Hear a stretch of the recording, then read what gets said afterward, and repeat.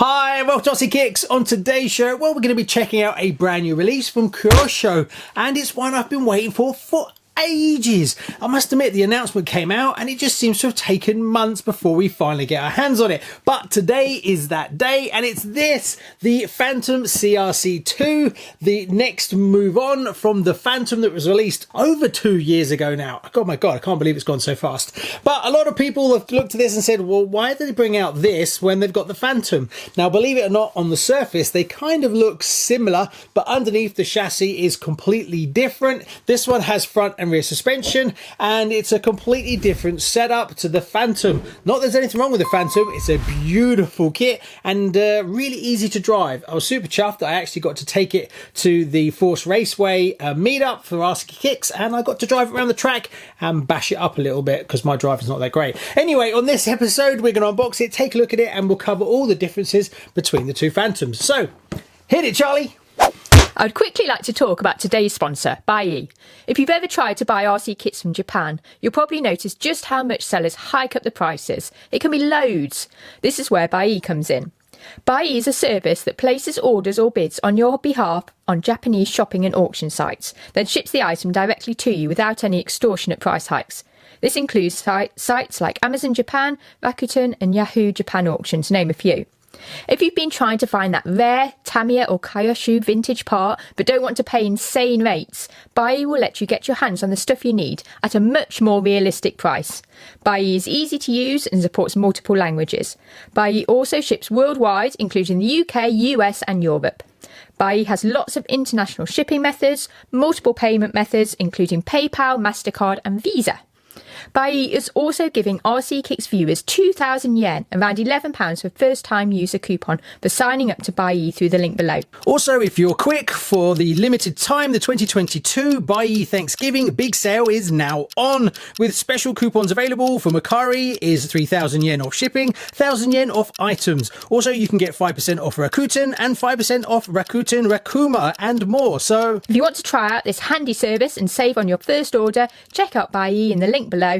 Now back to the video. So the Fantom CRC2 kit 30637B. Currently in the UK you're looking at £285, but you can still get the original Fantom and you're looking at £239. So that's a £46 difference between the two. So if you're thinking about maybe trying one of these for the first time, honestly, I would say pick the one you like the most. If your budget is limited, there's nothing wrong with going with the Fantom, as it is an amazing car and I'd happily buy it again. So one question is, well, why did they bring out the Fantom CRC2 when they had the Fantom in the Legendary series? Why bring out two cars that are from the same family that kind of look almost the same?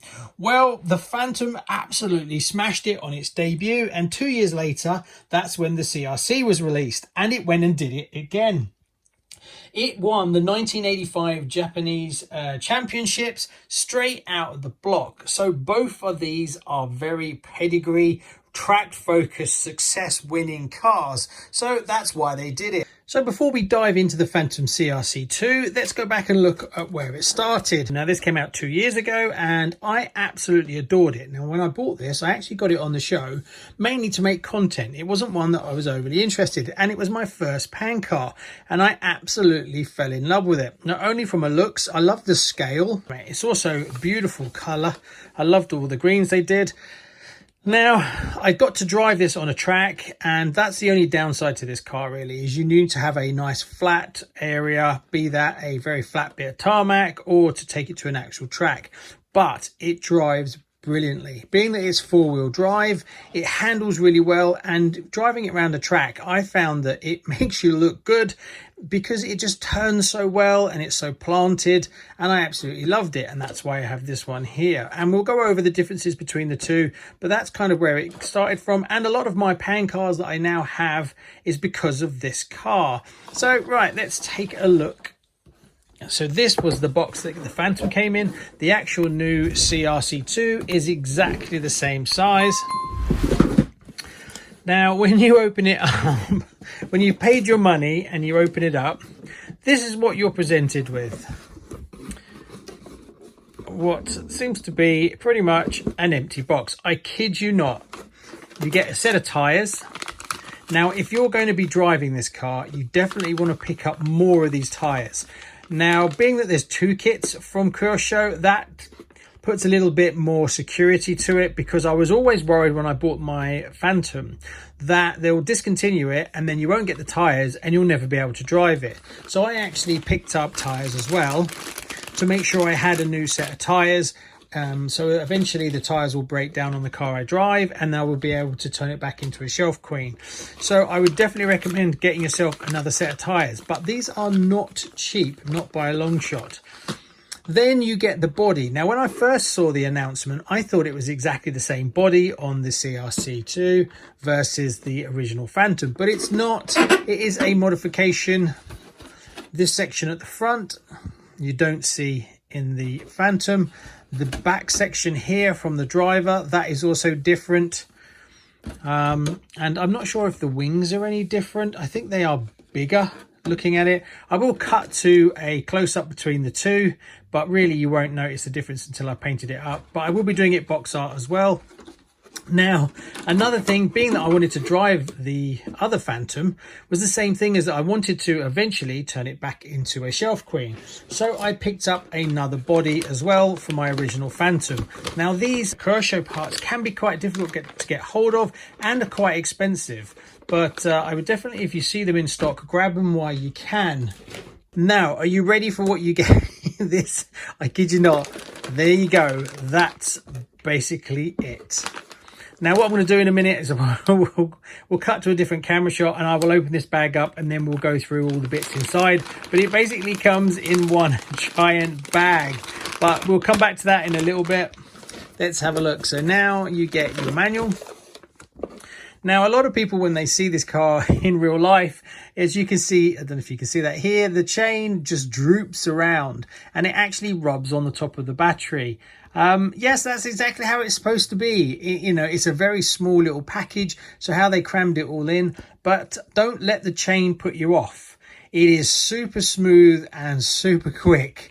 And it is real interesting, and it's novelty wise, it's very different, and I absolutely adore them for that. And then the last thing in here is the decals. Now, obviously you don't have to use these, you can do whatever you want. These are pre-cut out as well to make your life a little bit easier. And then we have more on the other side. But as you can see, there is quite a lot, what looks to be quite simple. But being that they're all cut out for you, that saves you a bit of an effort. Now, a lot of people that have seen this kit think it's exactly the same as the Fantom, but there's actually quite a lot of different parts. So bag A is the uprights at the front. They are different. Now, this kit has suspension at the front and the rear as well. So there is quite a few changes at the front. Bag, well, we've got some spare bits and pieces. Bag B. Now, apparently, it's a lightened sprocket at the front. Also, there's some other changes at the front as well to make it stiffer. Now, if you've upgraded to a carbon chassis, which you can get for these, then you're not really going to notice much difference apart from the suspension. That's really going to make a big difference. Then we've got bag C. So bag C is the actual chassis parts itself, and I don't know if you can see that, but I do have, this is a Fantom chassis. And then if we look, this is the main section of the Fantom. Now I have a carbon chassis on my running one, so that's why I have this. And you can see it is very different. Now the chassis that I'm running on my Fantom at the moment is from H2RD. And that's the carbon chassis. Now actually they do one for the CRC2 and I put it on order, so I plan on building it with that. Also, I need to get the servo. Getting the electronics in these is a bit of a challenge. So this is the Core RC servo that I use. I'm going to get another one of those. Now, as for the ESC that I'm going to use, I'm going to get one of these. That's the Le Mans 240S brushless one. These are a bit expensive. There is a aftermarket version of this. Well, I wouldn't say aftermarket, but it's exactly the same ESC, but it's the company that made it. Kyosho basically just licensed it and changed it. They're red, whereas these ones are like a chrome color. So I'll try and get one of these. Then they're a little bit expensive, but it screws perfectly into the Fantom, so it makes life a lot easier. There it is there. I don't know if you can see that. I'll cut some images and stuff to show you some better footage of it. So it makes life a lot easier trying to fit electronics in these. D-bag has got the rear axle. Now there is some upgrades you can get for this. You can actually get a carbon rear axle, which is what I've got here. Now if this is exactly the same, I'm not sure if it is. It seems longer, so I might not be able to use it, so that might be a bit of a shame, but I've got a spare one as well. Also there's a lightweight version of this part here, which made a big difference to mine. It actually, I weighed it up, you can see here it's gold instead, and that's a carbon. That was a massive weight saving, it really was. So I was surprised how heavy the actual axle is, and I have the original axle here. So this is really heavy. So changing that out made a big difference. But obviously if you're just putting it on the shelf, it doesn't really matter. You don't need to spend your money on these.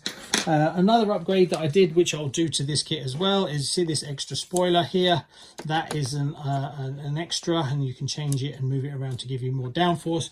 I actually have one already, which is this one, and this is part of my returning that to Shelf Queen at some point. But I've just bought another one of these today, as I really like that look. So I'm going to put this on the CRC2 as well. But the difference is I will probably paint up that one instead of leaving it, just to be a bit different. So what have we got? E-bag here.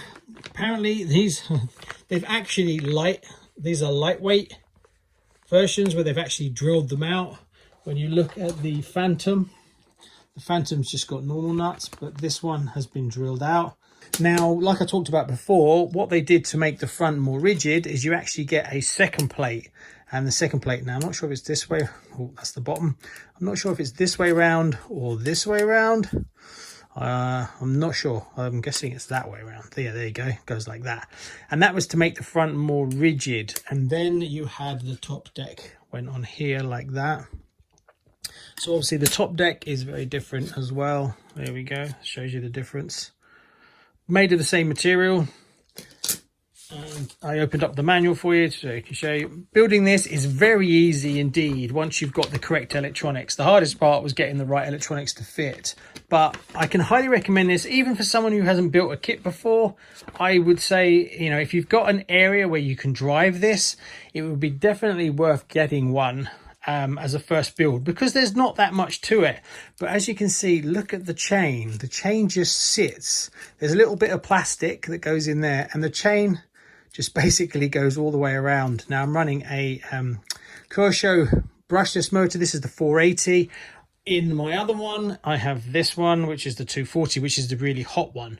Whether I'll put this in here, I honestly don't know, maybe. But I was really happy with this motor in this car. It was fast enough around the track for me, and I could drive this for like half an hour. It was really efficient. This is a 21.5 turn.